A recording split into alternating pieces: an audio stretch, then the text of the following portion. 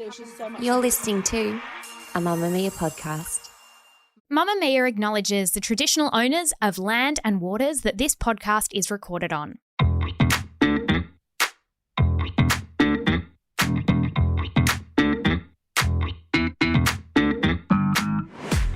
Hello and welcome to Cancelled, the podcast that looks at silly celebrity crimes and assigns charges and sentences to them so we can all move on with our lives. I'm Claire Stevens and I'm joined by, you need to wait for me to introduce you.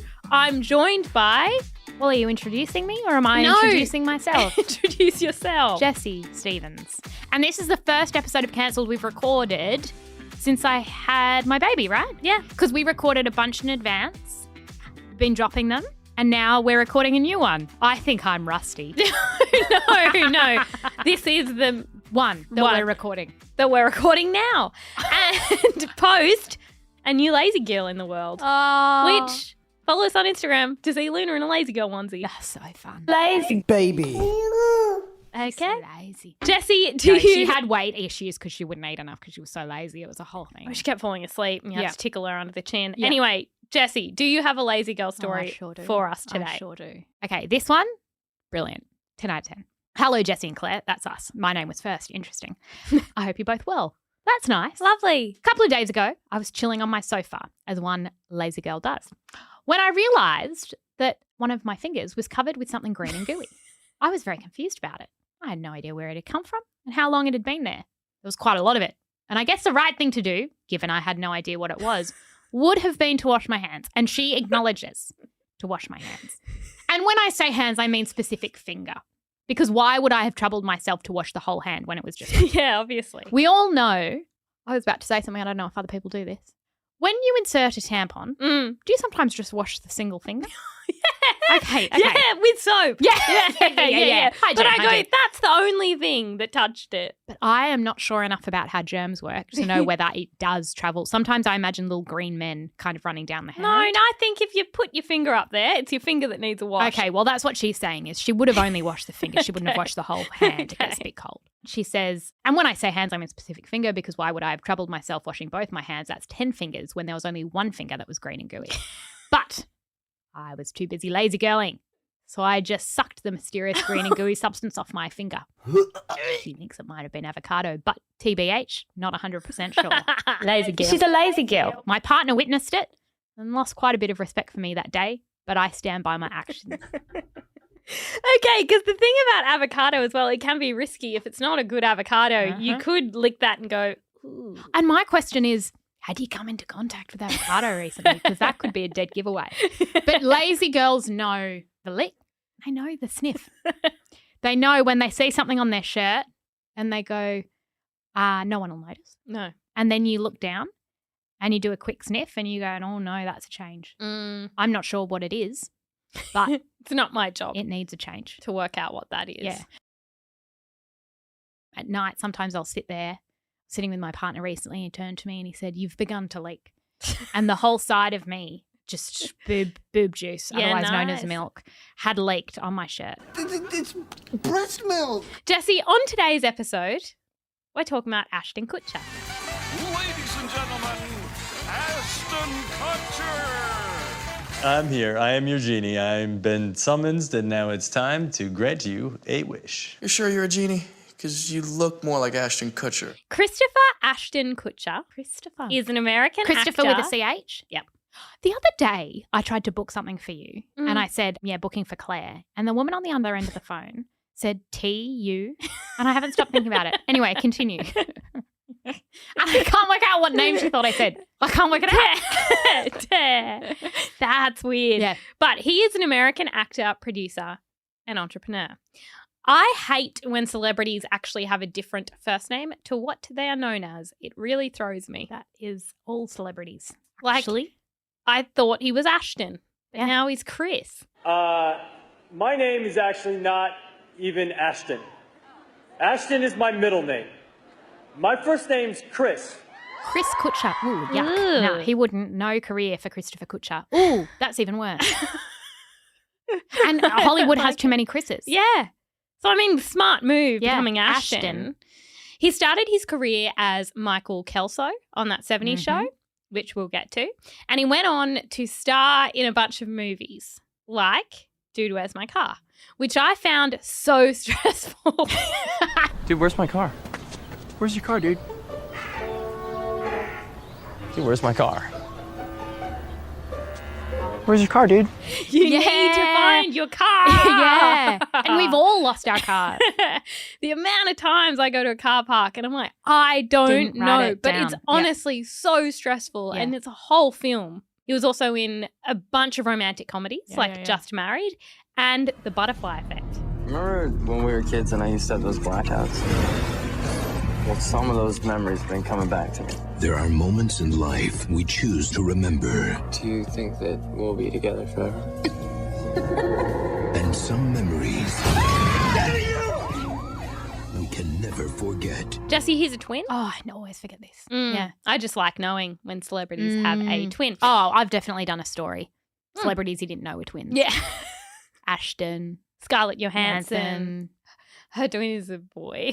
So it's different. So he's got a boy. He's got a boy. Okay. Yep. He started his career by entering a modelling competition and signing with an agency, which then led to ads and going to Paris and Milan.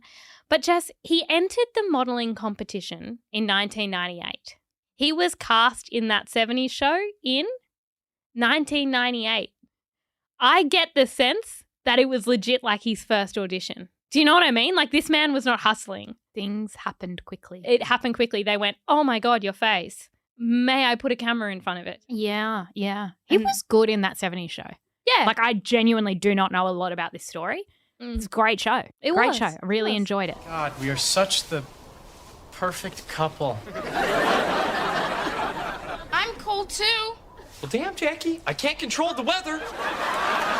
He's now invested in several tech startups and he's trying to be a bit of a tech bro. I refuse to care about that. I got the sense, I read about this a little while ago, that he's actually quite a good tech bro, that he knows what's up. Yeah, he invested in like Uber. Yeah, when it was smart to invest in Uber. Yeah, no, he's made some good financial decisions. He was married to Demi Moore for 6 years.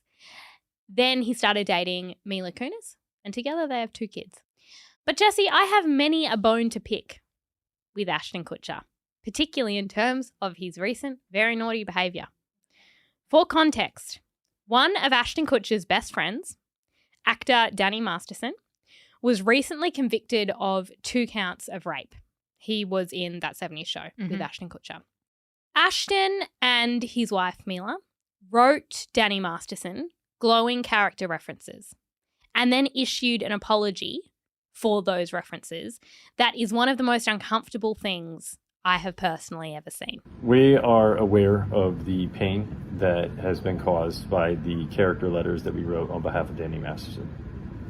We support victims. We have done this historically through our work and will continue to do so in the future. A couple months ago, Danny's family reached out to us and they asked us to write character letters to represent the person that we knew for 25 years so that the judge could take that into full consideration relative to the sentencing. And there's a conversation around whether it's particularly hypocritical for Ashton Kutcher to have publicly supported his friend when he is a co-founder and the face of Thom, an organisation that works to address the sexual exploitation and sexual abuse of children. Right. So it doesn't look good No. to be like, sexual assault wrong, except when my friend does it. I wonder if this is a classic case of, I thought no one would find out. Yeah. Is it a defense? No. But it comes up a lot in the It comes council up a lot. courtroom. So It it wouldn't look so bad if you didn't see it. Yeah, yes. Jesse, my structure for today is as follows. Punked was an annoying show. Oh, I'd hate to be punked. Oh, I think about it a lot. Away. Cheating on Demi Moore, uncomfortable comments, and Mila Kunis being a child, a suspicious murder, Wow. That And- doesn't often come up. no, and defending a rapist. Jesse? That's a serious one. That's hard to make a ha-ha. Punked was annoying. That's got a bit of ha-ha. I don't like pranks. I'm often on TikTok with my partner. Mm. He can't watch a skit. Skits make him really uncomfortable. I cannot watch a prank. They give me anxiety. I hate it because it's like, well, that person's confused. There's this one prank he keeps trying to make me watch where it's a doctor's waiting room and they're like, I need to see big bumsaholic. And I'm like, that's not even funny. And that person's not in the waiting room because you're making a joke. And the medical system is overrun. Is really overrun. We don't have enough doctors. And what we've got here is some silliness. And the comic value, to me, does not outweigh the inconvenience. The annoyingness of this. Yes. So something I will say about pranks is that for me, they're too much of a waste of time. Yes. And too much of an inconvenience. For others. Yes. Yeah. So and they're distinctly not funny for the one being pranked. No. Which is why I always had a problem with Punk'd, the MTV show that started in 2003 that was a hidden camera practical joke show. Okay, here's what's going to happen. We're going to do something, a celebrity's going to get pissed, and then we're going to laugh at them. Ashton Kutcher was not only the host, but the co-creator and producer. And let me remind you of some of the most horrible moments. Although, Jessie, can you remember anything from Punk'd? He was just always in a bush and he'd come out and be like, ha, ha, ha, ha, and just like laugh in someone's face. What are we going to do? I'll tell you what we're going to do. We're going to get punked. I'm Kim Kardashian, and I just got punked. Oh, yeah! I know. I'm Miley Cyrus. I got punked. Ha, ha, ha, ha. That's just all I remember. No, I don't remember what the nature of the pranks were. Well, there are quite a few that didn't age well. Okay. An episode with Justin Long and Jonah Hill aired in 2005 when Justin would have been around 27 and Jonah would have been like 22. It starts with Ashton Kutcher saying, "The law in these United States of America is that you cannot consume liquor until you are 21 years of age. There's somebody who doesn't know that, and his name is Justin Long." Why would he not know that? It was a joke about how Justin Long likes to drink with underage girls. And so basically Jonah leads Justin to a table where two underage girls are sitting. Okay, this sounds less like Punk'd and more like an undercover cop. Like, this is exactly what an undercover cop would be doing. But then a waiter asks if everyone at the table is over 21, and it's clear that these girls are underage. Catching celebrities doing crimes is absolutely a great idea for a show. It's just not what Punk'd was. Justin replies, "Of age, yes, consensual," which is just an interesting use of the word consensual when you just met these women and we didn't know anything else was going to happen. Yeah.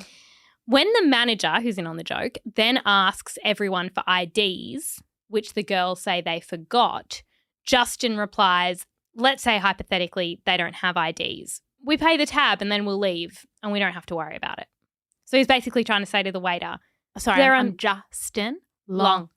Which is funny because I can't picture him. Yeah, you will. Continue. Then the manager asks the girls what their ages are. Yep. And Justin whispers 21.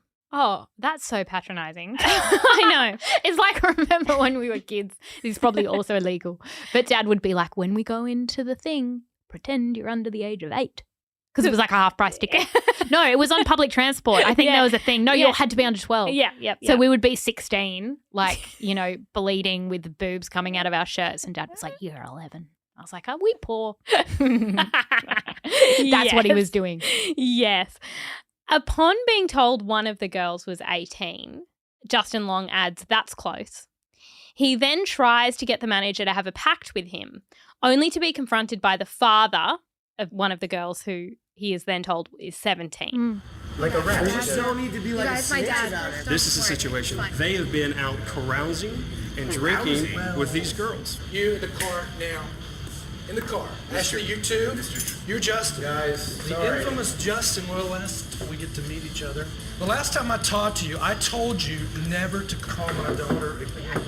I've never called your daughter. What is it? First Don't even try to BS me. I'm not BSing. Don't never met your daughter. You shut your pie hole, lord ass. This would be fun if a cop came out and went, "No, no, you're all this arrested." Is predatory. Yeah, Ashton, you're going to prison too. Yes. When the father yells at him for drinking with a 17-year-old, Justin's like, "I didn't know. I just met her tonight." And it's like, couldn't this go to court? He was 27. I'm less concerned with that. I'm slightly concerned with that. But literally you could go to court and be like, "No, we found it on the camera." Yeah. That Ashton Kutcher entering into evidence punked. Yeah. Encouraging underage girls to drink. So that's one that didn't age well. Another episode with Zach Braff involved the punked crew setting the prank up so that upon exiting a liquor store, Braff spotted a group of teenagers spray painting his $100,000 car, like luxury sports car. The kids were supposed to escape while Braff stood there dumbfounded.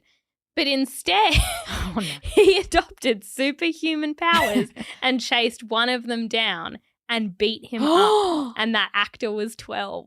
And then, oh my God. The thing about Punk. Again. Yeah, this is a crime caught on camera, Ashton. Yeah. And then so what they did was edited out the assault. No. And it just looked like Zach Braff was swearing. I watched you, you little I didn't I do it. saw you with the can in your hand, you little I was Do you just think you're not going to jail? Do you think you're not going to jail? I was just I holding watched the can. you I didn't spray. That's a $100,000 car, dude. Do you think you're not going to jail? How old are you, 10? What kind of car? There's a sign right there, though, man. That's your responsibility. I mean, We asked you to buy a spear, and they got pissed. But they edited out the fact that he beat up a child on the television. Why didn't these go to real courtrooms? I don't know. Ashton maybe was doing some good. Yeah. He's like, no, I'm catching celebrities happen to be criminals. Yes. Then Nick Cannon was apparently impossible to punk.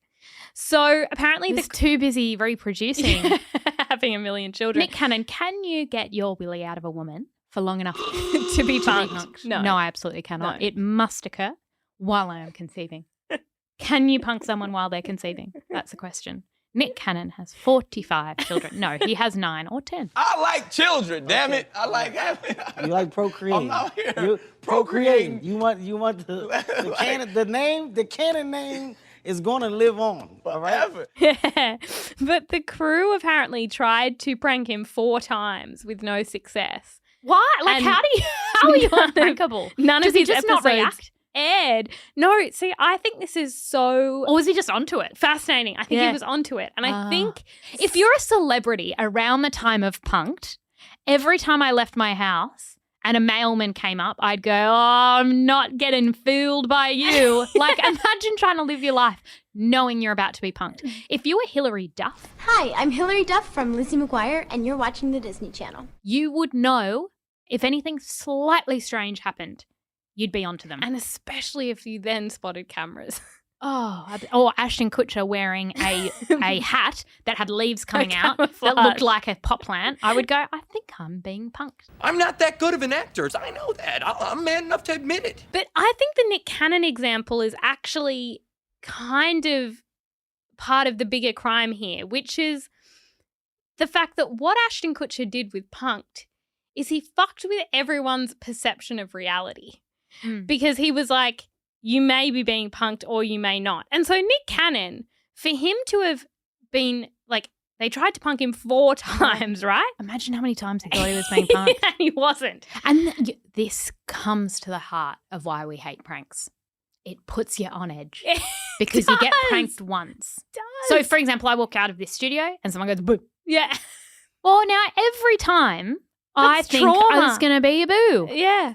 And my nervous system can't handle it. No. And that's stressful. So I reckon the amount of times Nick Cannon would have got pulled over for speeding and he would have said, I'm not dealing. No. I know you're there, Ashton. It's like, no. You were actually speeding. So that comes down to what we've said, which is actually a crime of men, which is, you'll notice, only men prank. Yes. Why? Because it's never not funny. They have too much time. They have too much time, too much silliness, and testosterone. Yeah, the time commitment isn't an issue for them. Jessie, cheating on Demi Moore. He admitted it right away. And I think my response was, are you kidding me? Kutcher was with Demi Moore from 2003 until they split in 2011. They had a 15-year age gap, and he was 25 when they started dating. Since their breakup, Demi Moore has accused him of cheating more than once. First with a woman named Brittany Jones in 2010, who went to the media and said she met Ashton when Ashton, Demi, and Demi's daughter Ruma Willis were bowling next to her at a bowling alley. And apparently if this my woman... partner scouted a mistress when we were bowling, Oh. It's like, focus on the score. Focus on your pins. Do you have the right size ball? I got a spare and you didn't applaud Yeah. because you're talking to Brit. So she slipped him her number on a napkin. And then he began texting her things like, are you busy? And it's like, well, she might not be busy, but you should be. You're in a bowling alley. Focus on your, what's it called? Technique. I don't know. Swing. A bowl. Focus on your bowl. Sports. It's just so sad because I just feel like bowling alleys are such wholesome places. And I hate to think that cheating started there. I know. And it makes me think about the fingers in the holes because people have said in a pre-COVID world, we were sticking our fingers in holes. And I don't think they ever cleaned. Did they? No one was sanitizing the holes. And if we're doing some cheating, we've got dirty little fingers. And the thing about bowling was that it always smelt a little bit like feet. Yes. Even though it was quite luxurious Yes. because it was expensive. Anyway. It was something poor people thought was a rich person thing, but rich people never did it because they were skiing. But yeah, you put on shoes that weren't yours. The whole thing was very strange. I bet Ashton Kutcher's family had their own bowling shoes. Anyway, so true. Speaking to tabloids, Brittany described having sex with Ashton Kutcher on the couch in the home he shared with Demi and his family. Hate that. So they meet bowling. She comes over. They have sex. Bowling as foreplay. Discuss. Because There's there's nothing. There's nothing. Nothing. Imagine, like Ashton Kutcher is a hot person. The thought of him taking a bowl, getting a strike and He turning looks like around. a clown in the shoes. Yes, they always look too big. Turning around and trying not to, because this was always, I'd get a good shot. And you turn around and you don't want to look smug. So you put your tongue at the side of your mouth and you go. And you don't look at everyone because you don't want to cheer. So you just go and sit down, You're take like, a chip. Chill. It's chill. Eat a chip with the same hands that were put in the dirty holes. And it's like It's you're like- trying to act so chill, but you're like, this is the best moment ever. It's just not foreplay. Not conducive to a hot, steamy affair. I know. But the following year, he was accused of cheating with another woman. So it isn't just bowling. He's not just a bowling cheater. Her name was Sarah Leal, and he met her at his co-star's bachelor party. That co-star was Danny Masterson. Oh, okay. She was 22 and told tabloids he cheated with her the night of his 6th wedding anniversary to Demi. Oh, She that's cruel. said he told her he was separated from his wife, and there's details about a hot tub, is all I'll tell you. Sorry, Demi, I won't be at our 6-year anniversary. I have the bachelor party of my friend, who, by the way, who is it? Danny. Oh, Danny, remind me who he is. Oh, he's a rapist. He's a convicted He's rapist. a convicted rapist. Yeah. Remember him? Yeah. Oh, you go and have fun. You go and have fun. Actually, sorry, after that party, I then went and cheated. Yeah. Instead of giving you a courtesy phone call, for Or example. a gift. Yeah. For the anniversary, a None of funny that. little card. So I don't know. I just think that's evidence that Danny wasn't a good influence. But Demi and Ashton split at the end of 2011 and they were divorced in 2013. Now, they split in like November 2011. Mm-hmm. By April 2012, Ashton Kutcher was with Mila Kunis. Okay. What do we think about that time gap? I think slightly too short. I mean, this is the problem, is it's not like they met and fell in love in that time because they'd always known each other.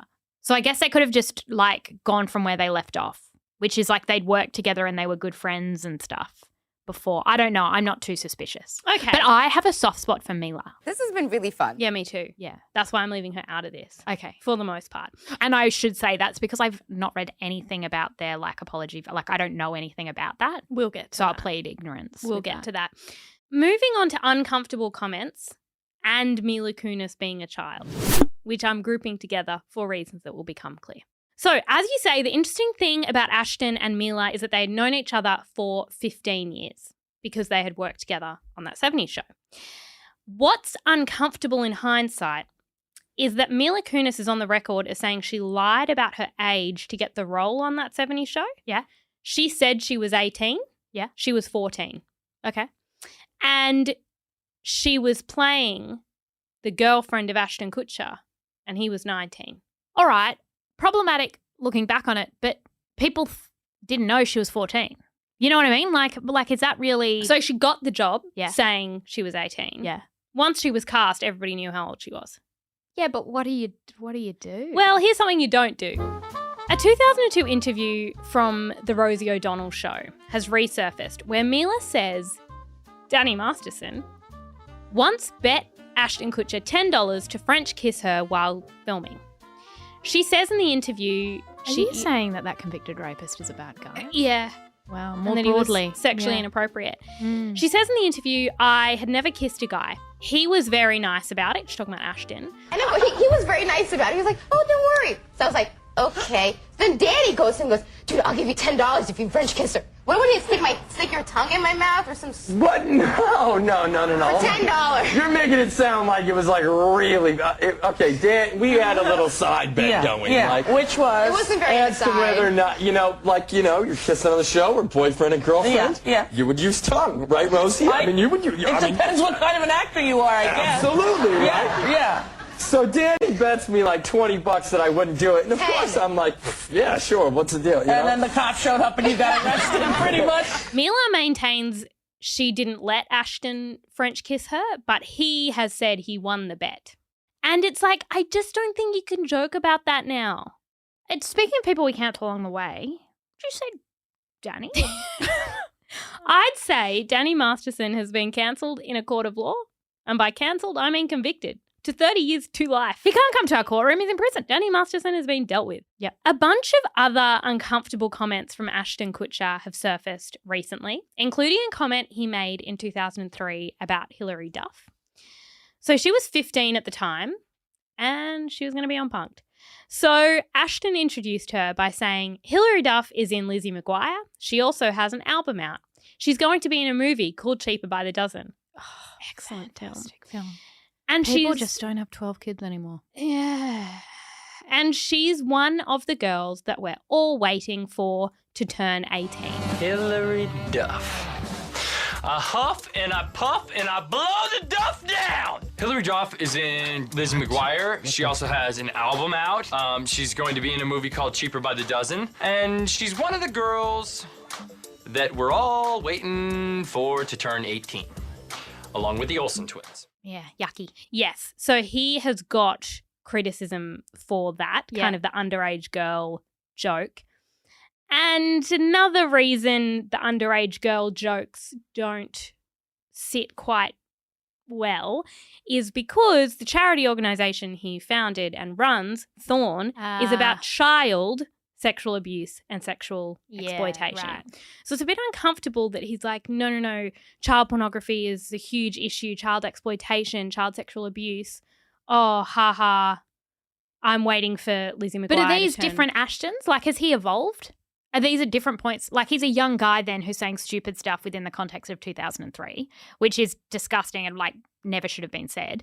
But I wonder, if he wouldn't say it today, then that's just an evolved Ashton. Yeah, but then there's a lot that he has said today. All right. Which we'll get to.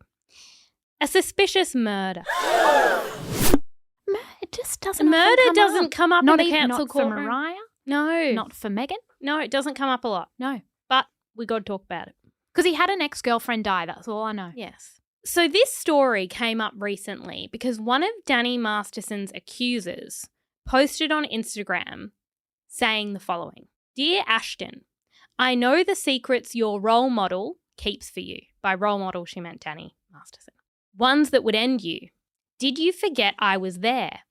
You were on speakerphone that night you called Danny on February 21, 2001. I heard everything. I heard the plan. In my opinion, you're just as sick as your mentor. So she posts that. The punked cameras were set up for that. I know. So she posts that. Mm. And everyone goes, well, what happened on February 21, 2001? On the night of February 21, 2001, Ashton Kutcher drove to his girlfriend's home on the Sunset Strip in Hollywood. The actor had been dating a young woman called Ashley Ellerin. She was a fashion student and a part-time exotic dancer, and they'd been seeing each other for a few weeks. They were meant to meet up for dinner and drinks, but Ashton had kind of kept her waiting, and had watched the Grammys at a friend's house. He called Ellerin throughout the night. She didn't pick up. So then after he was at his friend's house, he drove to her apartment to try and say sorry. When he arrived outside her apartment at 10:45 at night, all the lights were on, her car's parked outside. He knocks on the door. She does not answer. According to the Washington Post, he then looks through the front window and sees what he thinks are red wine stains on the floor. And he says that didn't worry him because a few nights before he had been over and they were having like a party, a wild party. So he was like, yeah, there's stuff spilt all over the floor. He headed home and didn't think much else of it. He thought, she's not answering the door because she's annoyed at me because I was meant to come over earlier. Now, the next morning, he would discover she had been murdered in her apartment that night, and the stains he saw on the floor were actually her blood. She was later discovered by her roommate, and in May 2019, Kutcher testified at the trial of Michael Gargiulo, the man now convicted of murdering her. And he said in court, I assumed she had left for the night and I was late and she was upset. I just assumed she'd gone out with her friend and bailed. I saw what I thought was red wine. That wasn't alarming. I didn't think much about it. Was he ever a suspect, Ashton? It just because of the boyfriend, like... It doesn't sound like it. And, Okay. and I think the reason is because he immediately contacted the police when he found out she'd been murdered. And he said he was worried because he had been at the scene of the crime and his fingerprints were on the doorknob. Right. Because he had tried to get knocked in. and tried to get in. So he told an officer straight away. Yeah. Now, her murder remained unsolved for 7 years until 2008 when police connected her case to this Michael Gargiulo. Now, Gargiulo, who is now known as the Hollywood Ripper, was accused of murdering 2 other women and is possibly responsible for as many as 10 murders. In the 90s, he was suspected of stabbing his neighbour to death, and to escape police, he moved to California, eventually moving next door to Ellerin.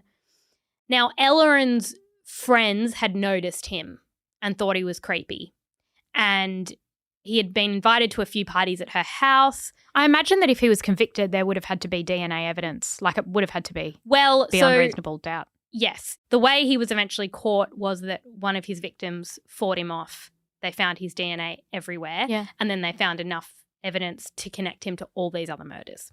Now, there is absolutely no suggestion that Ashton Kutcher was involved in the death of Ashley Ellerin. That crime has gone to a real court and they found a real perpetrator. Yeah. That's why it's so bizarre that this accuser of Danny Masterson has kind of Brought up that night. That exact date that potentially Ashton Kutcher and Danny Masterson had a phone conversation. It's very odd, but it must be on the record. It must be admitted to the courtroom. Ashton Kutcher was not involved in that crime. No, that's really strange. I'm trying to think what it could be that he would have called and planted a seed. It's weird vibes. But It's as weird you say, vibes. like, you know, we know enough about real courtrooms to know that there's a due process, unlike here. Yes. There's things such as evidence, witness, testimony, jury sometimes. Yeah. None of which we have here. No. And so I trust what they found. Absolutely. But weird vibe. That's some heavy shit. Moving on to what he did do. Defending a rapist. That belongs right here in this What courtroom. Ashton Kutcher is unequivocally guilty of is writing a glowing character reference for a convicted rapist. Kutcher's co-star, Danny Masterson, was recently sentenced to 30 years to life in prison for drugging and raping 2 women in the early 2000s. As part of sentencing, people can submit character references to the court for the judge to take into account. So do you remember when Tony Abbott did a character reference for George Pell? Yep. It always feels... And it begs a question. Like, I'm trying to think, like one of my friends, can you write me a character reference? Yeah, sure. What, is this just for a job? No, not for a job. It is for a criminal case. Oh my God, a criminal case. Just out of curiosity before I write it, what'd you do? I raped and drugged 2 women and they're convicting. That's a no from me. RE, the character reference. I shan't be writing one because it makes me deeply uncomfortable. Yep. It's going to be a no from me, dog. And I don't like saying no. I'm a yes man. And just for clarity, when you write the character reference, you know what they did. That they've been convicted. So the judge found Masterson guilty, then this is taken into account for sentencing. Yeah, it's different if someone says, can you write me a character reference? And you don't know what they did, is it? But he knew. Okay. Character references are weird. You know what it's like? It's like when someone's a bitch to you at school and you're like, oh, over there, Elise is being a bitch to me, and someone else goes, she's always nice to me. That's what it is, but in a courtroom. Exactly That's what it is. She's always nice to me. Irrelevant. Yeah. Irrelevant. And also, side with me. Yeah. It's also particularly uncomfortable in sexual assault and rape cases because if it's something like drink driving, you can argue, that I guess somebody had a lapse in judgment, did something silly. You look at their record, all of those things, yeah. When it is sexual assault or rape, the victim's character has been on trial. Yeah. The entire time. So then to write a character reference, you're almost incidentally calling into question. Yeah. No, that's true. It's like the guy who murdered those women in Hollywood. It's like, hey, anyone want to write a character reference? It's like, look, all in all, bad guy. I don't care if he was nice to the lady that gave him his coffee. Yeah, that outweighs everything else. So in his letter, he said Masterson had been nothing but a positive influence on him throughout his life.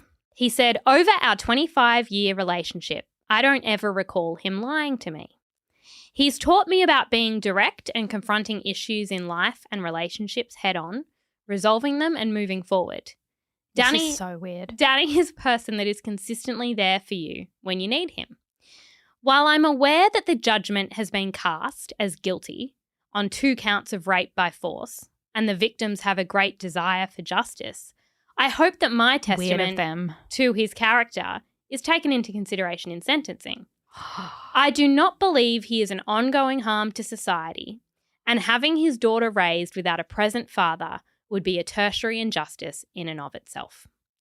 He also said, as a role model, Danny has consistently been an excellent one. I attribute not falling into the typical Hollywood life of drugs directly to Danny. Didn't he drug his victims? Yep.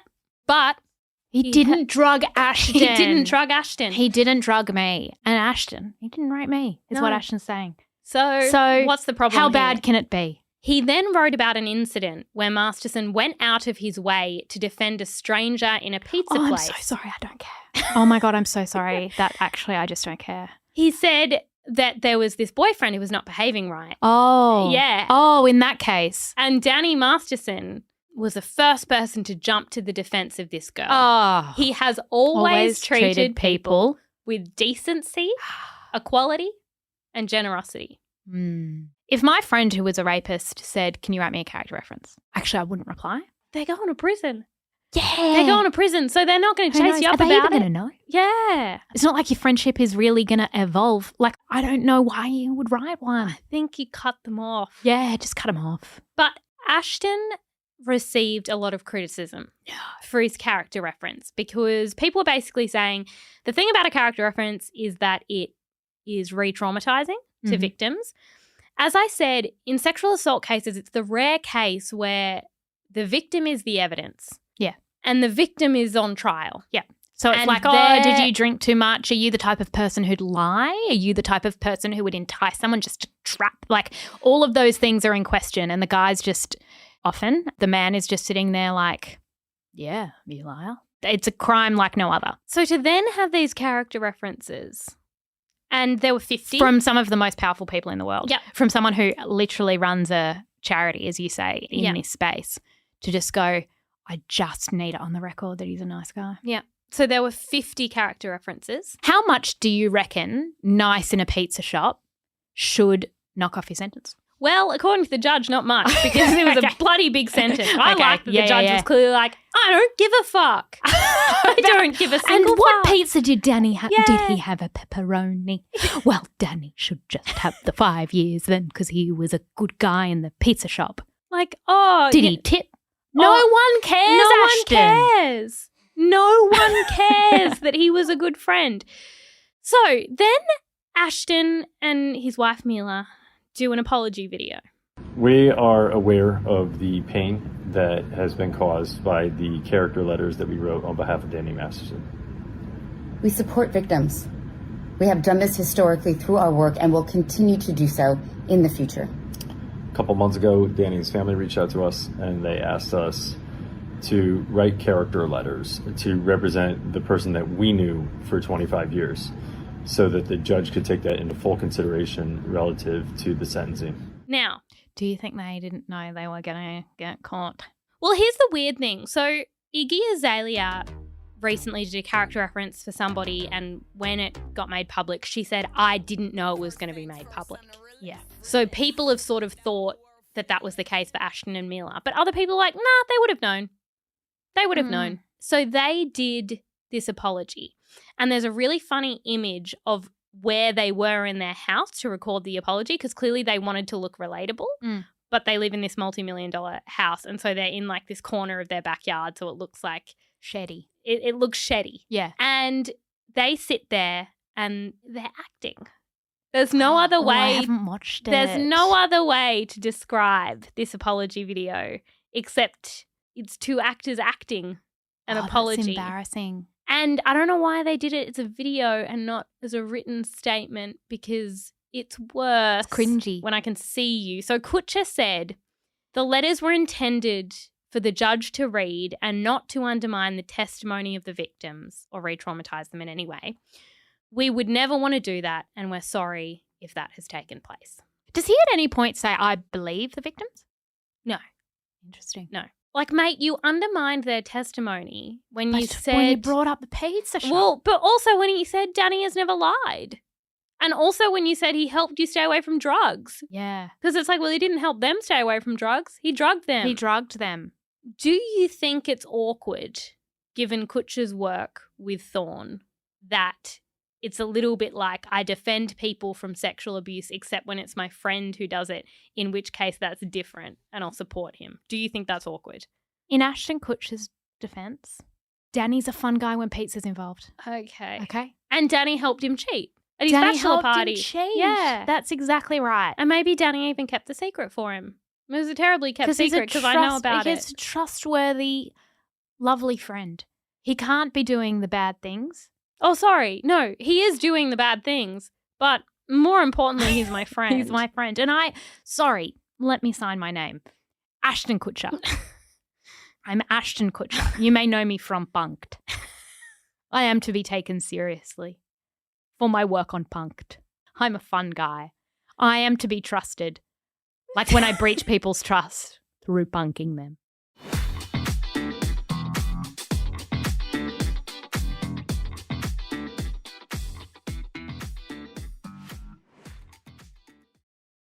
Jesse, it's time for charges and sentences. Jesse, my charge. Unsurprisingly, publicly supporting a convicted rapist. Got him. Yeah. Get you every time. Sentence. Now, I really thought about this, and you've really kind of got to get yourself into the headspace to embrace what my sentence is. Right. So, there needs to be a rumour that Punked is coming back. Okay. And that their main target is you, Ashton Kutcher. Yes. Yes. But you don't know when. You don't know how. You don't know where. You just have to live your entire life with a little bit of suspicion that whatever is happening to you may be a prank. Right. All of it. So you get pulled over by the police. Your house gets broken into.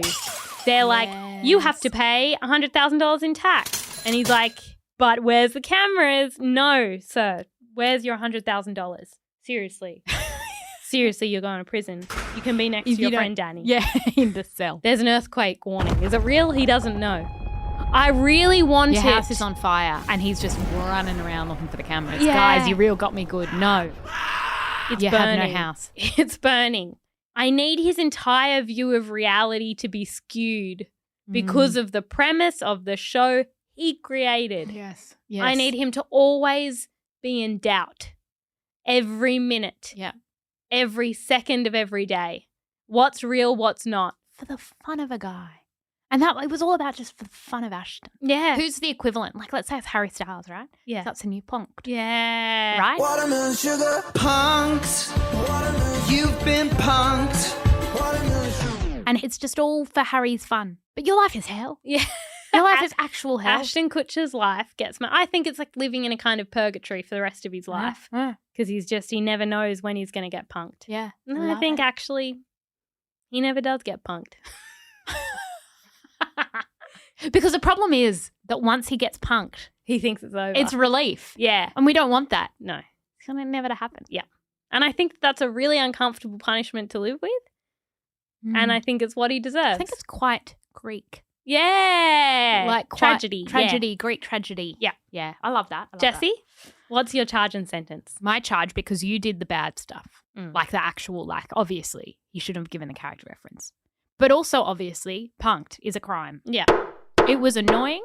It's a indictment on Hollywood. It's so self-involved. It's like, you know what's funny? Us playing jokes on each other, and it's like, it's not that funny. Because the person you're playing the joke on doesn't know. Yeah, it was peak MTV. Yeah. And like I actually... Jackass. Hi, I'm Johnny Knoxville. Welcome to Jackass. Yes. I watched Jackass recently and did I laugh. There's a lot really? there's a lot of bum chugging.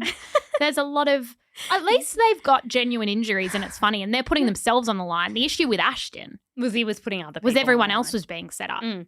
And that's not funny. And we haven't even talked about the biggest issue with punked is that culturally it's set a precedent. Where guess what young white men started doing? Punking people in the real world. Yes. And it was like, you're punked. This is probably illegal. But I was walking down the street once with an ex-boyfriend. This was around the time that punked was on. Just pushed me into a bush. Right? That's a crime because that's quite violent. Yeah. But he thought that was a bit punked. Haha, you're in a bush. You're stuck in a bush. Well, help me out. Get me out. I'm caught. And I'm embarrassed. And what lives in a bush? A snake or something. Get me out. And the lack of dignity. Yeah.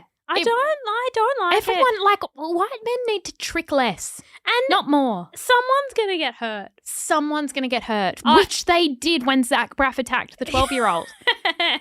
Now, my sentence is serious. Mm-hmm. Ashton must like bowling. And I bet he goes with his family, his new family. No, good point. Good point. Mila and his 2 children. Yeah, and I think they're just like... They're kind of youngish teenagers, so I feel like they're still in the bowling era. Yeah. Try and bowl without bowling shoes. Try and bowl in a stiletto. Hold on. What would happen if you bowled without... Why are bowling shoes? Try and bowl in thongs. I'll tell you what. It'd hurt if you dropped a ball. Imagine if you drop a ball, you put your fingers in the 3 holes and just going back to the beginning of this, bit of green goo. And you go, bang. Broken toes. Heaviest ball. Heaviest ball. Because come on, you're a grown strong. man. You're strong. Take the biggest ball. You're strong. And your fingers wouldn't fit in the small one. Mm. And I also, actually, part of the charge, you should pick up a ball, put your fingers in it, and that person should have just cheated. And so their fingers... Oh, you've got cheating fingers. You've got cheating juice. Fluids. Cheating other people's cheating juice under your fingernails. And you deserve that. You do. Because you started a cheating at a bowling alley. So you put your fingers in, cheating juice, bang, break both toes. Something that Ashton also wouldn't like is if he goes to a bowling alley with his family only for his shots. When he approaches... They put the lanes up. They put the lanes up. Yeah, it's they so put the little power barriers. move. And he goes up and he goes, come on. Like, put him down. Put him down, and every time they put him down, gut a ball. And they go, this is why, Ashton. No. Oh, okay. No. But they don't tell him why they won't put them down. They say, no, we just know there are certain players who need the gutters up. The gutters up. And he's like, no, come on, like I'm a grown man. And it's like, no, you need them. We'll have them up. Hey, would you like the slide? Yeah, the ramp. Would you like the ramp for assistance? And there's just nothing more degrading. Just all of that is part of my sentence. No, great. I think some bowling-related punishments are very appropriate. Jesse, that is all we have time for on today's episode of Cancelled. To get the receipts for today's episode, which we really will need to share because there's some very important ones, you can follow us at @the_twins_thoughts on Instagram. You can also see some pictures of like what we've been doing and that sort of thing on there. Like, I don't know, it's just a nice place. It is a nice place. No, we'll put things on there. Yeah. This episode was produced by Tahli Blackman with audio production by Thom, and we'll see you next week. Bye. Bye.